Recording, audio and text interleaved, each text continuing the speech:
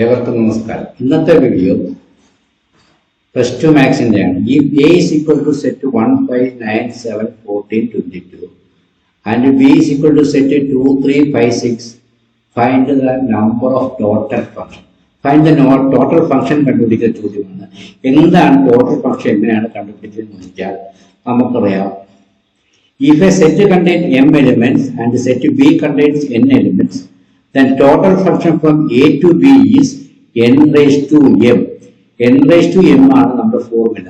അപ്പോൾ ഇവിടെ എന്താണ്, ഇവിടെ m is equal to 6 and n is equal to 4. m is equal to 6 and n is equal to 4. അപ്പോൾ നമ്മുടെ ഫംഗ്ഷൻ പറഞ്ഞത് n raised to m എന്നാണ്. അപ്പോൾ ആൻസർ എന്തായിരിക്കും? n എന്നുള്ളത് 4 ആണ്, m എന്നുള്ളത് 6 ആണ്.